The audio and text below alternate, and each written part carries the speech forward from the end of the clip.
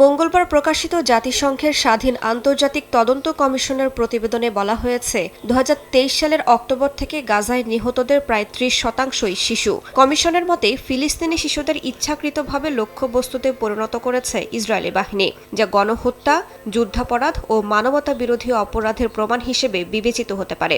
নবজাতক ও মাতৃসেবা কেন্দ্রগুলোতে হামলা, খাদ্য ও মানবিক সহায়তা অবরোধের ফলে অপুষ্টি, রোগ এবং শিশু মৃত্যুর হারও বেড়েছে।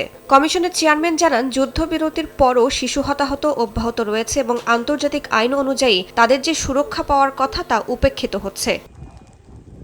গাজায় ভূমি দখলও দিন দিন বাড়ছে ইসরায়েলের। ইসরায়েলি গণমাধ্যম বলছে, বড় আকারের নতুন স্থল অভিযান চালানোর পরিবর্তে ধাপে ধাপে নিয়ন্ত্রণ বাড়াচ্ছে তেল আবিব। মানবাধিকার সংগঠনগুলোর হিসাব অনুযায়ী বর্তমানে গাজার প্রায় ৬৪% এলাকার ওপর ইসরায়েলি বাহিনীর কার্যকর নিয়ন্ত্রণ রয়েছে।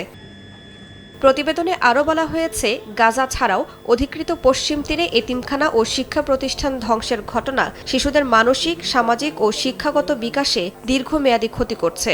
একই সঙ্গে বহু ফিলিস্তিনি শিশুকে গ্রেফতার করে বিচার ছাড়াই আটক রাখা, নির্যাতন এবং যৌন নিপীড়নের অভিযোগও তুলে ধরা হয়েছে।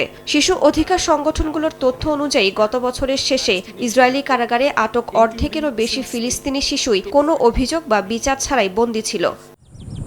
পশ্চিম তীরে ইসরায়েলের বসতি সম্প্রসারণ নীতিও নতুন মাত্রা পেয়েছে। ১৯৯৭ সালের হেব্রন চুক্তিকে অকার্যকর ঘোষণা করে ঐতিহাসিক পুরানো শহর ও ইব্রাহিমি মসজিদ এলাকার নিয়ন্ত্রণ নিজেদের হাতে নেওয়ার কথা জানিয়েছে তেল আবিব। ফিলিস্তিনি কর্তৃপক্ষ, ওআইসি এমনকি যুক্তরাষ্ট্রও এই পদক্ষেপের সমালোচনা করেছে। পশ্চিম তীরে নতুন শত শত আবাসন ইউনিট অনুমোদন এবং নতুন সামরিক স্থাপনা নির্মাণের কাজও এগিয়ে নিচ্ছে ইসরায়েল। রাইসা জান্নাত, সময় সংবাদ।